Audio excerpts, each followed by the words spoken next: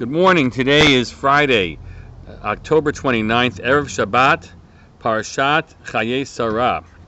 And with Chaye Sarah, we bid farewell to Sarah Imenu, who dies at the beginning of the parasha. And at the end of the parasha, we bid farewell to Avraham Avinu. And the Torah describes Avraham Avinu passing and using an unusual expression, something that those of you in my Chumash class this week, we actually analyzed this phrase in the context of Aharon, where it's basically used there as well. Vayigva Vayam Avraham b'seiva tova. We're told that he gave out his breath, Avraham, and he died at a ripe old age. Zakein v'saveya. He was old and he was filled. Beautiful way to describe a life that was complete and a life that mattered, he felt. Vayeyasef el amav. The Torah concludes the pasuk and description by telling us that Avraham was gathered onto his people. What does that phrase mean, to be gathered onto your people? And here we note a few ways in which this is approached. Firstly, that of the Radak. Vayasef el amav el b'nei mishpachto shemetu v'nesaf elihem. He's gathered onto his peeps, as it were, to his family members who have already died. He is gathered to them. And zeh lashon hanahug b'mikra.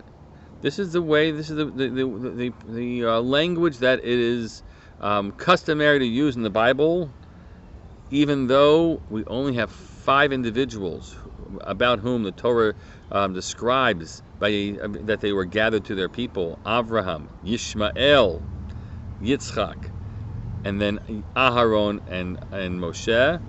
Those are the 5 where that phrase is used. Nonetheless, you should understand that it's a turn of the phrase, and it does present to us in that reading this comfy and comforting image of what it means to pass.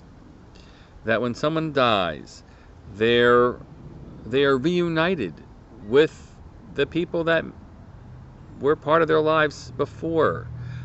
The other generation, the older generation, if things work as nature is supposed to work, and the older generation dies before the younger generation, the next generation does.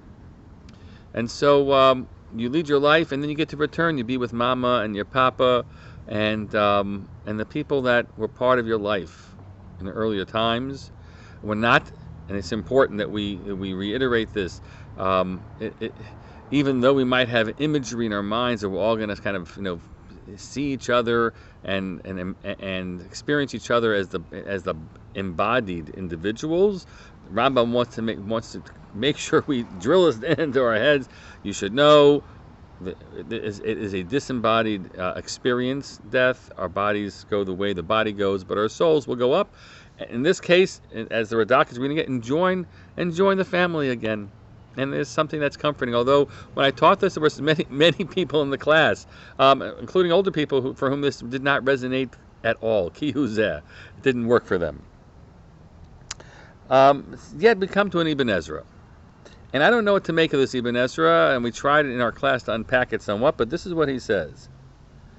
Yesh omrim ki al kavod hanefesh amar. We're talking about I don't know exactly what the kavod hanefesh means, the honored soul, or the honor of the soul. That's what we're speaking of. Ki biyoto mitaskim im haguf. Hu kechelek nifrad, that when the soul is engaged with the body, it is like a separate entity. It is distinct and discrete from something. Ubi pared mihaguf, and when it separates off from the body, namely when someone dies, and the body will go its way and the soul pulls away. Yasef hakavod el amav. That kavod is drawn back to its people.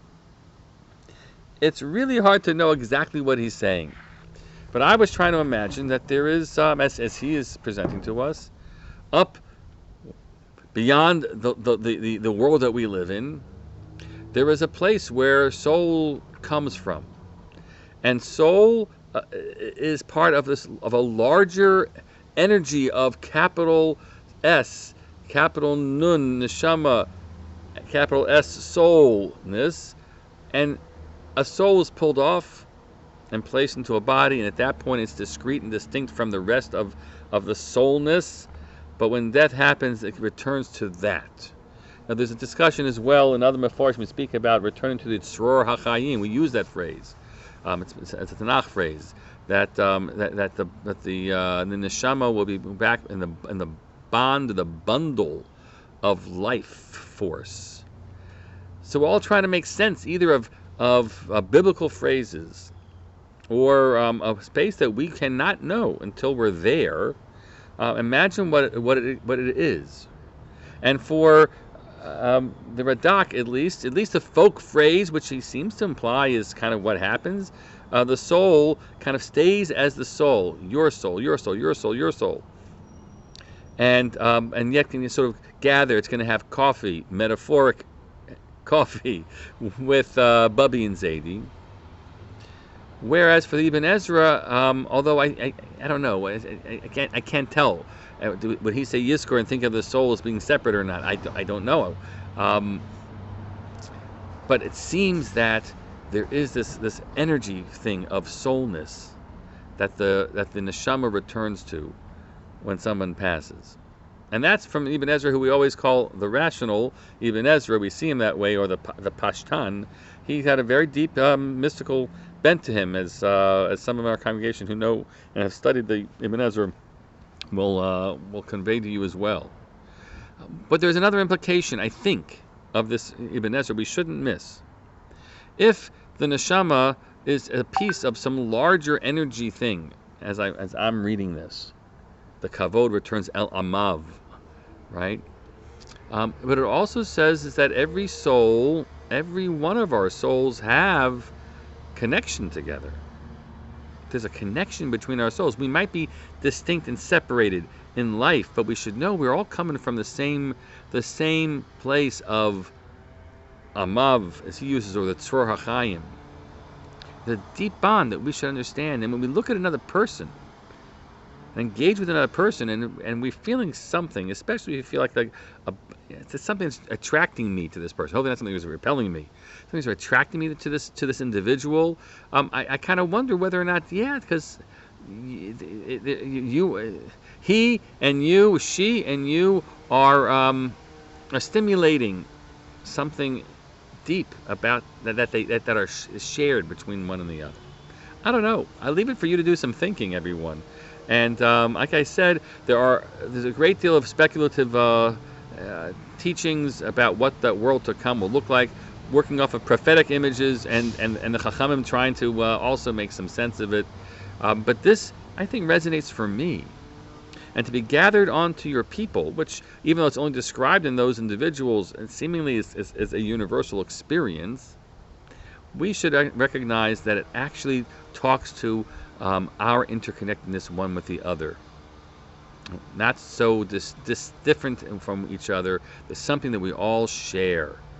And that might, and it should impact the way we engage with another person more generously and more connectedly on our time here on earth.